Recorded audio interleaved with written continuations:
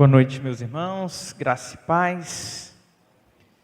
Meus irmãos, hoje eu queria meditar junto com vocês numa passagem bíblica que me chamou muito a atenção. Lá no Evangelho de Marcos, no capítulo 8, versículo 22, nós vamos encontrar ela. É um pequeno trecho, vai do versículo 22 ao 26, e eu queria que você ficasse com sua Bíblia aberta nesse texto, durante todo o sermão, para que a gente pudesse voltar aqui algumas vezes. Sabe, quando eu meditava nesse texto, eu comecei a entender de uma maneira mais ampla, que quando Cristo Jesus operava um milagre, o milagre que ele operava não tinha um desfecho apenas, mas ele servia como ensinamento para inúmeras coisas. Normalmente, o milagre que Jesus operava estava atrelado a algum ensinamento que ele tinha para trazer. Por exemplo, quando Cristo Jesus curava em dia de sábado, e os evangelistas registram esses milagres dele efetuando curas no sábado, ele estava ensinando para o povo que o sábado foi feito para o homem, não o homem para o sábado. Ele estava ensinando para o povo que ele era Senhor sobre o próprio sábado. Quando certa vez 4 homens levaram um paralítico até a presença de Jesus, destelhando a casa, estendendo ele até Jesus, e Jesus opera um milagre na vida daquele homem, ele ensinou para todos que estavam naquela casa que ele tinha poder para perdoar pecados.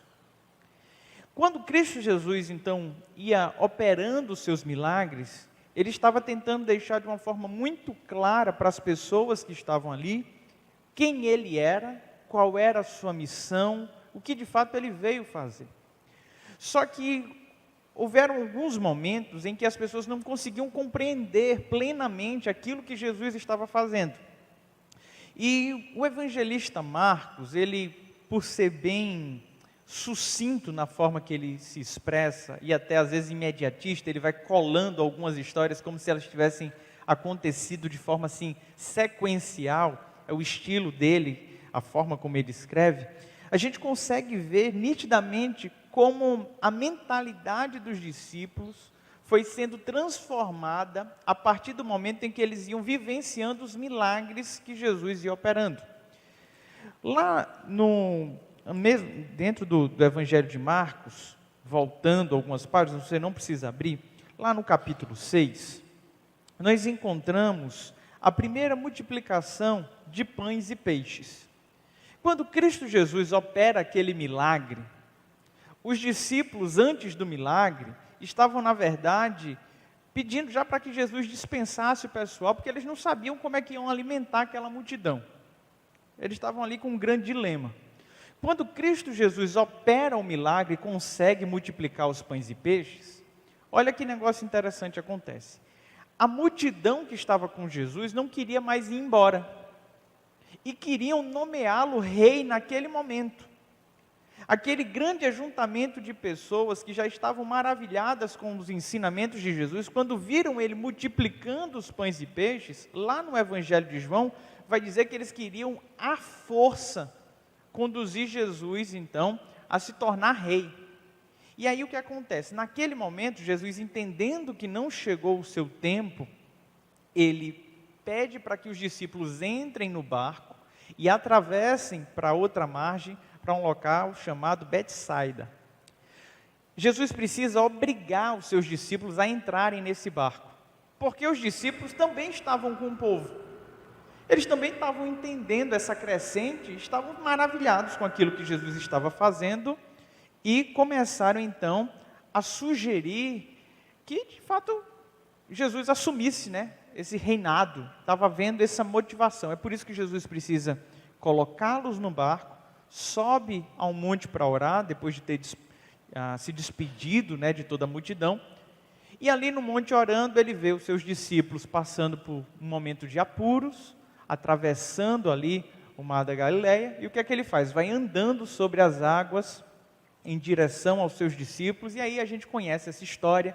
Naquele momento os discípulos ficam mais uma vez maravilhados, reconhecendo que ele era Senhor sobre os ventos, sobre o próprio mar. Só que eles ainda não compreendiam fielmente quem era Cristo Jesus. Era uma descoberta. E no capítulo 8 de Marcos, o auge do capítulo 8, que é o que a gente vai estudar hoje, é justamente o momento onde os discípulos entendem que Jesus era o Cristo, que Jesus era o Filho de Deus. E é no capítulo 8 de Marcos que Jesus então anuncia ali a sua missão, anuncia o que ele haveria de passar. É nesse texto aqui que ele tem aquele embate ali com Pedro, que ele tanto Pedro revela, que Cristo Jesus, que Jesus Cristo era o Filho de Deus, como Jesus também fala com Pedro de uma maneira também um pouco mais incisiva. Só que antes desse momento, onde Pedro tem essa revelação, os discípulos estavam completamente perdidos a respeito de Jesus. Quando Jesus vai para essa outra margem, essa região chamada Betsaida, Jesus não queria mais aglomeração, ele não queria mais aquela multidão seguindo ele. Ele agora estava mais focado em cumprir o restante dos seus ensinamentos para que chegasse então o seu ministério. Então ele começa a fazer alguns milagres e pedir para que as pessoas não contem o milagre. Fazer o milagre mais escondido, tirava a pessoa ali do meio para operar o milagre. Mas houve um momento em que os discípulos, mais uma vez, não entenderam o que Jesus estava falando. E lá no capítulo 8, antes da gente ler o nosso texto base, Cristo Jesus fez uma séria advertência a eles. Olha só o que Jesus disse, Evangelho de Marcos, capítulo 8, a partir do versículo 17. Ao perceber isso, Jesus lhe disse: por que discutis por não terdes pão? Ainda não compreendeis? Não entendeis? O vosso coração está endurecido? Tende olhos e não vedes? Tende ouvidos e não ouvis? Não vos lembrais? E aqui, na sequência, ele vai narrar um momento em que ele multiplicou os pães e os peixes. Pois bem, diante de todo esse arrazoado, o que é que estava claro para Jesus ali? Os discípulos não estão entendendo o que eu vim fazer. Eu opero um milagre, multiplico pães e peixes. Aqui ele já tinha multiplicado por 2 vezes o alimento para eles. E mesmo assim eles estavam sem entender o que Jesus podia fazer, o que Jesus não podia fazer. Eles estavam sem ter uma compreensão real do ministério de Jesus. E é então que surge um ambiente propício para que Jesus operasse um milagre e que esse milagre fosse pedagógico. Fosse um milagre que pudesse então trazer entendimento a respeito do ministério de Cristo Jesus, pudesse abrir então a visão daqueles discípulos que estavam agora uma visão obscurecida a respeito dessa verdade. Então, com base nessas informações, nós vamos ler esse texto agora, que é o texto base da nossa reflexão, e vamos extrair não apenas um milagre. Cristo Jesus tem poder para operar todos os milagres. Mas o nosso foco aqui é entender o porquê deste milagre. O porquê Cristo Jesus operou esse milagre desta forma. A palavra do Senhor então vai nos dizer assim, Evangelho de Marcos, capítulo 8, a partir do versículo 22. Então chegaram a Betsaida e trouxeram-lhe um cego, rogando-lhe que o tocasse. Jesus tomou o cego pela mão, levou-o para fora do povoado, cuspiu-lhe nos olhos. Depois, impondo-lhe as mãos, perguntou: vês alguma coisa? E levantando os olhos, ele disse: vejo homens andando como se fossem árvores. Então Jesus voltou a colocar as mãos sobre os olhos dele, e ele começou a ver claramente e ficou restabelecido, pois enxergava todas as coisas com nitidez. Em seguida, Jesus mandou-o para casa, dizendo: não entres no povoado. Amém? Vamos orar ao Senhor? Pai bondoso e querido, aplica a tua santa palavra ao nosso coração. Nos dá, Pai, um entendimento ainda maior de quem tu és. Se revela ao nosso coração mais uma vez. É assim que te oramos, no nome santo de Jesus. Amém. Meus irmãos, esse pequeno trecho da Bíblia, esse pequeno milagre relatado aqui, ele traz tantos detalhes, em detalhes tão significativos, que são tão diferentes de outros momentos onde Jesus operou milagres, até semelhantes, mas a forma como as coisas vão acontecendo me chamam muito a atenção. Uma das principais é que Jesus, para efetuar esse milagre, ele precisou impor as mãos sobre o cego por 2 vezes. Nenhum outro milagre operado por Cristo Jesus, ele precisou fazer de uma forma parcelada como essa, de impor as mãos. Muitos milagres foram feitos por meios de processos. Às vezes, como o caso de um outro cego, ele cospe no chão, faz uma laminha com areia, passa nos seus olhos e diz, olha, vá lá no tanque, se lave. Havia um processo, às vezes, para o milagre. Mas esse é o único milagre registrado nas Sagradas Escrituras, onde Cristo Jesus, por mais de uma vez, ou pelo menos em 2 etapas, ele vai fazendo o milagre. É um milagre gradativo. Todas as outras vezes ele dava uma palavra e tudo mudava. Ele tocava, ou alguém tocava nele e tudo mudava. Nesta vez, neste momento, de uma forma muito singular, Cristo Jesus faz esse milagre em 2 movimentos. E isso é muito importante para entendermos o porquê esse texto foi inserido aqui nessa sequência. Se você for observar, a maioria dos textos que estão no capítulo 8 do livro do Evangelho de Marcos, se repetem em outros evangelhos, tanto no Evangelho de Mateus, como no de Lucas, como no de João, mas apenas Marcos encaixa esse milagre de Jesus aqui nessa sequência. E ao encaixar esse milagre aqui nessa sequência, ao relatar esse milagre, ele nos traz uma percepção maior do porquê Jesus efetuou esse milagre dessa forma. Vamos então entender como é que aconteceu aqui esse milagre. Jesus está chegando a esse povoado, nessa região de Betsaida, e quando Jesus se aproxima, as pessoas trazem para ele, então, alguém que tinha ali uma deficiência visual, trazem um cego. O que é que Jesus poderia fazer? Ele poderia efetuar aquele milagre naquele exato momento, naquele local. Só que acontece algo tão diferente nesse texto. As pessoas chegam ali e o desejo que as pessoas tinham não era que Jesus simplesmente curasse esse cego. O texto vai dizer assim no finalzinho do versículo 22, rogando-lhe que o tocasse. As pessoas que trouxeram aquele cego até ali queriam que Cristo Jesus tivesse um contato com aquele cego, que fosse um contato literalmente físico. Eles pediram, toque nele. Eles não chegaram pedindo um milagre necessariamente, mas eles queriam que Jesus tocasse naquele cego e vice-versa, o cego pudesse tocar em Jesus. Todos nós sabemos que uma das principais formas dos cegos se situarem é o tato. É a capacidade que eles vão desenvolvendo a partir do tempo de passar a mão em superfícies e entender nuances que nós que temos uma condição visual boa, muitas vezes passa desapercebido. Eles têm uma percepção maior, inclusive eles identificam pessoas tocando nos seus rostos.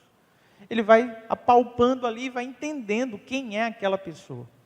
O que me parece nesse texto é que quando trouxeram esse cego, não necessariamente o que estava sendo pedido era para que houvesse um milagre, mas para que se tivesse um conhecimento de quem era Jesus. Era como se alguém estivesse dizendo assim, olha, eu quero te apresentar o meu mestre, eu quero te apresentar Jesus. E agora, esse cego está lá tocando, conhecendo quem é Jesus. Olha que negócio diferente, né? O que me chama mais atenção é que o texto diz que Jesus tomou o cego pela mão e levou o cego para fora do povoado. Jesus não operou aquele milagre ali.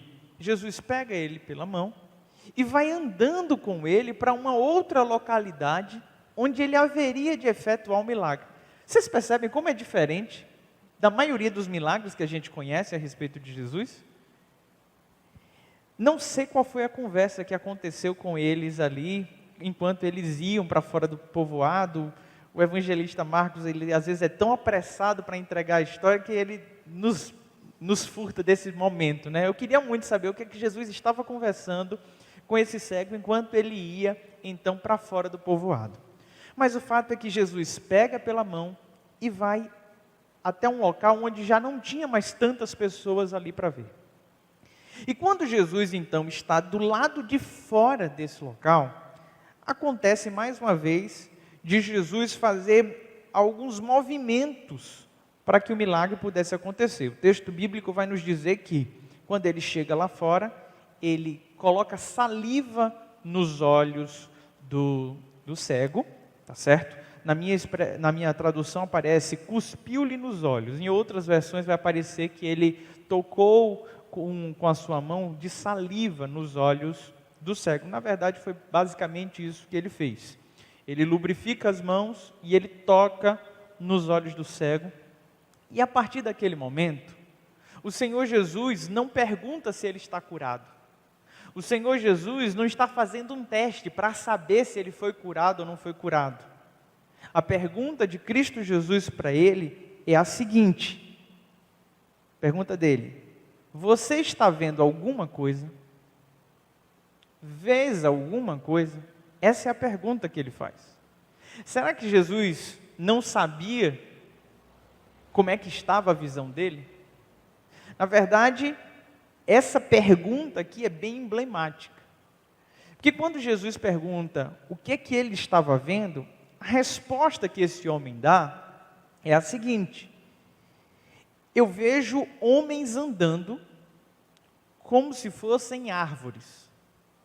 O texto não é claro se esse homem é um cego de nascença, ou se em algum momento da vida ele perdeu a visão. O texto não nos fala de uma forma muito clara como é que ele conseguia associar homens a árvores. Alguns tradutores dizem que pelo fato de algumas vezes ele esbarrar em árvores, enquanto estava andando, ele começou a ter uma percepção do que é uma árvore e do que é uma pessoa, quando ele esbarrava numa pessoa. O fato é que ele diz, eu não consigo ver com clareza, eu não consigo entender o que está acontecendo aqui. Eu acho que são homens andando, mas eles parecem árvores se mexendo. E a partir desse momento, quando o Senhor Jesus coloca mais uma vez as mãos sobre os olhos dele, ele começa a ver com clareza, ele fica restabelecido, enxerga todas as coisas com nitidez. E na sequência Jesus manda ele para casa dizendo, não entre num povoado. Eu não quero que outras pessoas tenham ciência desse milagre. Vá para casa. Ok, até aqui? Olha só. Esse processo de cura em duas etapas, ele tinha um significado muito importante para esse texto. Quem é que estava naquele momento onde Jesus estava efetuando esse milagre? Jesus, os discípulos e o cego. Cristo Jesus toma esse cego e conduz ele até a entrada da cidade, ali é fora do povoado, para poder trazer um ensinamento a todos aqueles discípulos que estavam tendo dificuldade de entender. Vocês lembram que eu li agorinha, que onde Jesus perguntou, olha, vocês têm olhos, mas vocês não enxergam? Vocês têm ouvido, mas vocês não ouvem? Quando Cristo Jesus traz ele para lá, ele começa a mostrar que o processo de revelação de Deus, o processo de milagre divino, ele vai acontecendo de uma maneira gradativa, assim como o milagre que está ocorrendo na vida desse cego. O cego começou a ver parcialmente para só depois ampliar a sua visão e conseguir compreender realmente todas as coisas que estavam ao seu redor. E dessa forma, os discípulos agora têm uma nova compreensão a respeito de quem é o próprio Cristo. Eles começam a olhar para os milagres passados e agora, a partir do versículo 27, é onde nós vamos ver Cristo perguntar aos seus discípulos o que é que dizem que ele é, e a resposta que ele vai obter é a seguinte de Pedro: tu és o Cristo, o Filho do Deus vivo. Se ele faz essa mesma pergunta no começo do capítulo 8, provavelmente Pedro não daria essa declaração. Porque eles não estavam conseguindo compreender qual era a natureza de Cristo, qual era a natureza da missão de Cristo. Então esse milagre aqui, ele não servia apenas para trazer um bem-estar, não servia apenas para trazer uma melhoria de vida para uma pessoa. Esse milagre, ele era não só um símbolo, ele era um ensinamento para todo mundo que ali estava. E a partir disso eu quero chegar a algumas conclusões. Sabe, Cristo Jesus opera o milagre em nossas vidas, não simplesmente para nos dar conforto, não simplesmente para nos dar uma melhoria de vida. Ele opera o milagre na nossa vida para que a nossa compreensão a respeito de quem Ele é, possa ser ampliada. Essa é a primeira verdade que fica muito claro para mim quando eu faço essa sequência de textos. Quando Cristo Jesus efetua um milagre na nossa vida, Ele está se revelando mais uma vez para mim, para você, para que eu e você possamos entender de uma forma maior quem Ele é. Muitas pessoas falam, rapaz, se Cristo Jesus operasse um milagre aqui, todo mundo ia glorificar Ele. Se a gente pudesse ver um milagre, tudo seria diferente. E a gente vê historicamente que isso não é verdade. O povo que mais viu milagre foi um povo mais teimoso, mais obstinado, que mais vezes negligenciou a fé. Vocês lembram do povo no deserto? Quantos milagres Deus operava? E eles não conseguiam enxergar a revelação divina naquela hora. Quando Deus, e era uma forma tão clara, tão simbólica, a Bíblia vai nos dizer que durante o dia, uma nuvem cobriu o povo. No meio do deserto você tem uma nuvem que faz sombra e te protege do calor. À noite era uma coluna de fogo que aquecia do frio do deserto. Você quer algo mais simbólico do que isso? Deus está dizendo de forma muito clara, eu cuido de você, eu estou presente de dia e de noite.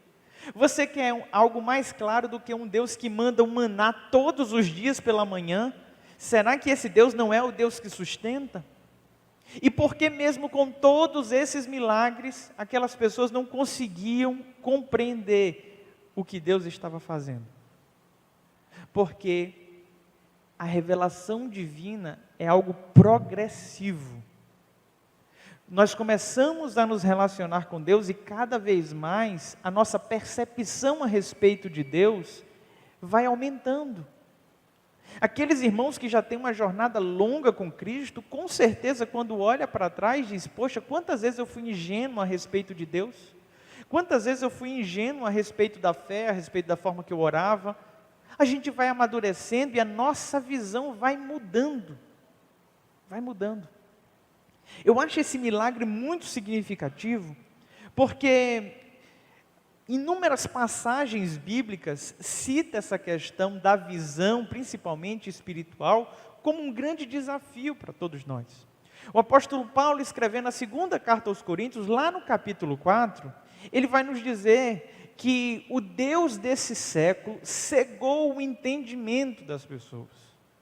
As pessoas estão com a sua visão obscurecidas. E hoje, muitas pessoas não conseguem entender a revelação do Senhor, mesmo com o milagre. Elas estão de cara com o milagre, mas elas procuram qualquer outro meio para justificar a presença daquele milagre, nunca dirigindo esse milagre para Deus, nunca atribuindo esse milagre a Jesus. É por isso que tem pessoas que, para que consigam compreender plenamente aquilo que Deus está fazendo, o milagre precisa ser parcelado, o milagre precisa ser feito em etapas. É Cristo Jesus operando o milagre que você consegue visualizar alguma coisa, mas você não vê ainda com clareza, e aí Ele vai mais uma vez. Talvez hoje você esteja aqui e você diga, pastor, já faz tanto tempo que eu tenho orado por uma situação, e essa situação não muda. E aí eu te convido a olhar com mais clareza, porque talvez os primeiros milagres já estejam ocorrendo, o cenário já esteja mudando e você não esteja percebendo. Isso é muito importante. Sabe, quando nós conseguimos compreender que o milagre ele é didático, nós precisamos rever tudo aquilo que Deus já fez na nossa vida e tentar observar aquilo que não aprendemos. Porque todos nós aqui somos frutos de verdadeiros milagres, mas a pergunta é, esse milagre te proporcionou o que além de bem-estar? Qual foi o ensinamento, qual foi a percepção que você criou de Cristo Jesus a partir desse milagre? Sabe, quando nós conseguimos compreender a grandeza disso, a gente começa a entender o porquê o milagre, ele ocorre de uma maneira tão diferente entre as pessoas. Porque o milagre, às vezes, ele não é presente diariamente da forma como nós queríamos. Esse texto nos revela tantas coisas a respeito disso.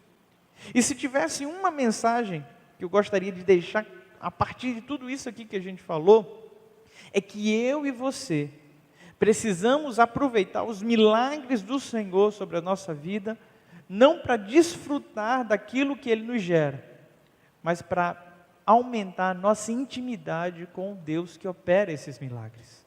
A nossa confiança, a nossa dependência, a nossa entrega, a nossa renúncia, a nossa forma de estar na presença dEle, a nossa busca. Porque eu fico imaginando, não existe nada mais ingrato do que recebermos um milagre do Senhor e permanecermos com a mesma vida, permanecermos do mesmo jeito. A gente, quando olha a história do povo que saiu do Egito, sendo conduzido pelo deserto, é comum falarmos que aquele povo era um povo murmurador. Mas quando nós olhamos essa murmuração, ela soa como ingratidão. Era um povo que não reconhecia nada que Deus havia feito por eles. Era um povo que olhava para trás e dizia, eu sinto saudade, das cebolas, dos pepinos do Egito. Não existe nada mais desaforado do que isso. Imagine você se esforçar, cuidar de uma pessoa, dedicar tempo, dedicar recursos, e depois a pessoa chegar e falar, eu era mais feliz quando eu não te conhecia. Era melhor que você não tivesse me ajudado. Isso é o que? É ingratidão, e muitas vezes eu e você não recebemos o milagre de forma total, porque ainda não aprendemos a reconhecer aquilo que Deus está fazendo. Não aprendemos, não entendemos. Esse texto tem como ideia central essa perspectiva que eu estou trazendo aqui. Mas quando nós olhamos com mais clareza para esse texto, nós começamos a perceber que ele é uma metáfora perfeita para muitas áreas de nossas vidas.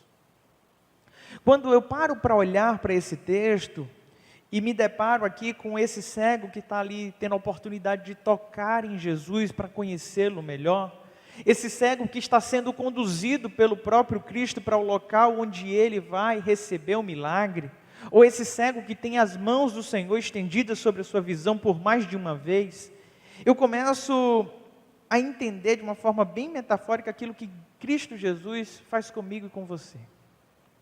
Olha só como isso é poético.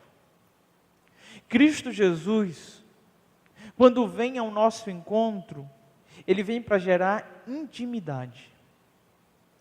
Esse toque traduzido aqui para a nossa realidade é uma oportunidade que o Senhor nos dá de estarmos próximos do divino. Aquilo que é mortal, poder chegar próximo daquilo que é eterno. Termos um relacionamento sendo construído pelo Senhor. Sabe, todos nós, quando tivemos esse nosso encontro com Cristo, estávamos como alguém que estava tateando no escuro. A gente não sabia onde estava pisando. A gente não sabia o que é que nos esperava, quem nos esperava, como seria. Sabe, a caminhada do cristão é a metáfora perfeita desse cego sendo conduzido por Cristo até fora de Betsaida. Nós não entendíamos absolutamente nada.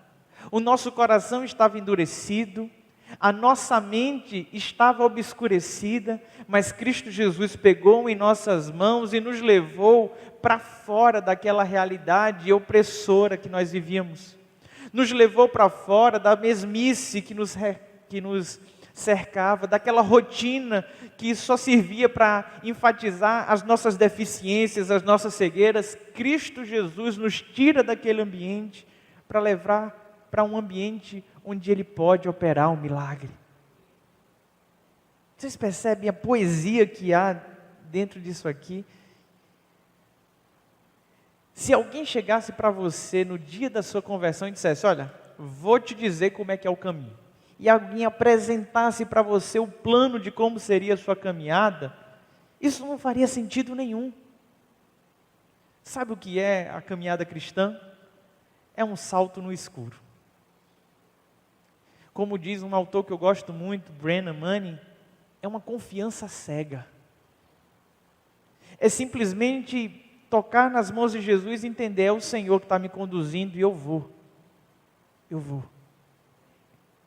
E como isso é importante para todos nós, em tempos onde tudo é tão incerto, em dias onde nós não temos certeza nenhuma do amanhã, onde do nada nós somos surpreendidos por notícias trágicas, sabe? Quanto mais incertezas eu tenho, mais a semelhança desse cego eu me sinto.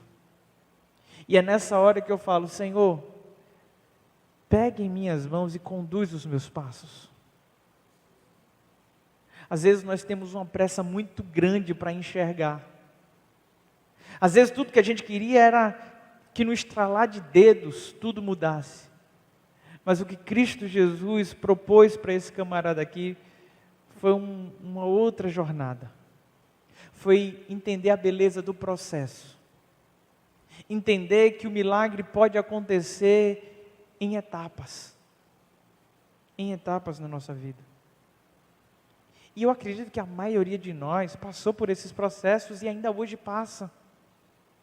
E quanto mais cedo nós entendermos a beleza desse processo, quanto mais cedo a gente compreendermos que o Senhor está operando o milagre de forma gradual, mais fácil vai ser enxergarmos com nitidez. Porque aqueles que desejam que o milagre seja feito no estralar de dedos, sabe o que acontece? Eles ficam como apenas com a primeira parte do milagre. Eles saem dizendo: está ótimo assim, e eles saem enxergando os homens como se fossem árvores. Ele não tem nitidez nenhuma, e ele já sai feliz da vida achando que está de bom tamanho. O que Cristo Jesus tem para operar em nossas vidas tem começo, meio e fim. E como disse o apóstolo Paulo, aquele que começou a boa obra em nossa vida é fiel para cumprir. Ele vai terminar. Ele vai terminar. Precisamos entender isso. Queria, nesse momento, te convidar a fechar os teus olhos. A fechar os teus olhos, curvar a tua cabeça.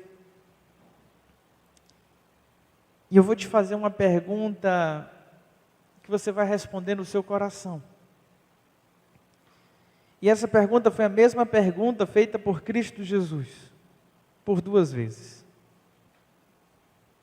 De olhos fechados e cabeça baixa. Responda no seu coração para o Senhor. O que é que você vê? O que é que você está vendo nessa hora? O que é que você está enxergando? Cristo Jesus nos pergunta hoje: o que é que você está vendo? Os seus olhos estão nele? Você está vendo a ação do Senhor? Tudo é só um borrão na sua vida? Os seus olhos estão só nas circunstâncias? A semelhança desse cego. Ora, Deus dizendo: Senhor, eu quero ter intimidade contigo. Eu quero que o Senhor pegue em minha mão e me conduza. Ora, nesse momento ao Senhor dizendo: Deus, me dá um novo entendimento. Abre os meus olhos para que eu possa enxergar.